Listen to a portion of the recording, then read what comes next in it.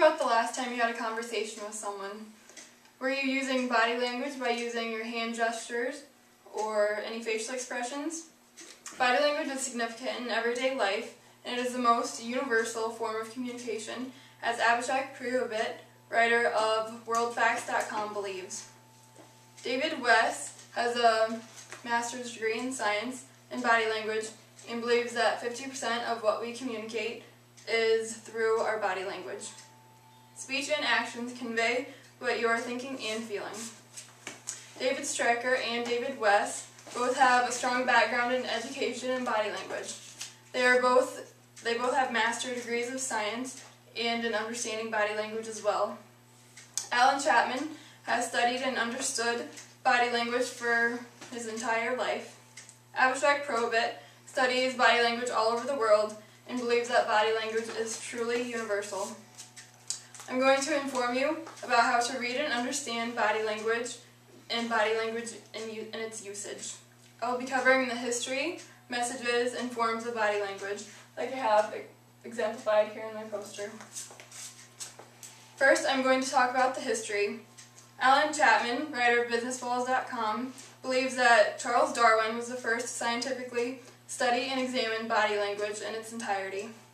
I have a picture of him here, and it says that he lived from 1809 to 1882. So he studied body language in the 1800s. This led to the term ethological thinking, which originally was just the study of animal behavior, but later included human behavior because of Charles Darwin. While the origins and history of body language are interesting, it's also interesting to learn about the different messages body language can convey. They can express feelings of happiness, sadness, fear, disgust, surprise, and anger, as Abhishek Purobit believes. Here are 3 specific ways some of these feelings can be conveyed in messages. These are aggressiveness, deceptiveness, and evaluative behavior. Aggressiveness also shows anger and disgust. This is shown by different body movements. The detection of aggressive body language can help you to avoid fights and also to predict the next move of your opponent.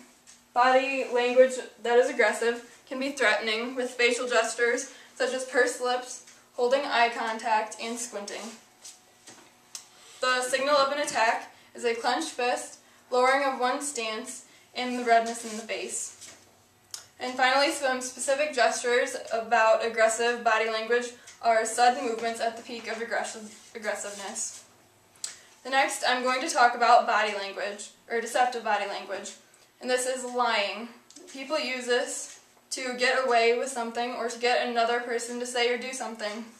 When someone is lying, they show great anxiety by sweating, twitching, and having a change in their tone and rate of speaking. When lying, people try to control their suspicious movements by trying to stand still, holding their hands together, or putting their hands in their pocket. A deceptive person shows distraction as well. The speaker is continuously trying to think about what lie they're going to tell next. They may hesitate when they're trying to think about what they're doing next. They also may fidget or place the floor. Finally, I'm going to talk about evaluative body language, which is exemplified here on the poster. Evaluative body language is used to determine how to react or feel about someone or something. This helps us to make decisions, judge, and think about someone or something as well.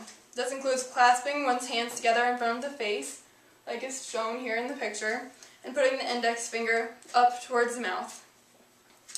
Evaluative body language also may be indicated by pursed lips, stroking of one's nose, looking over the top of glasses, or dilated pupils. While body language can convey many different messages, like David Strecker believes, it is important to know the different forms of body language as well.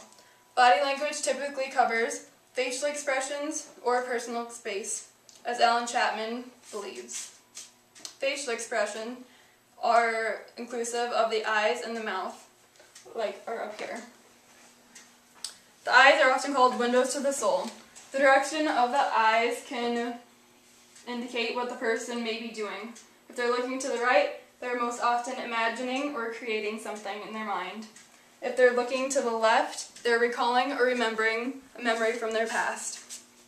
Eye gaze is another thing to consider while looking at body language. If someone has prolonged eye gaze, it can show that they're interested or paying attention. However, it can also show threatening or a dominance over another person, as in aggressive messages. Breaking eye contact and looking away frequently often indicates distraction, uncomfortableness, and that someone is trying to conceal their feelings, as in deceptive messages. Blinking is another thing to look for when examining body language.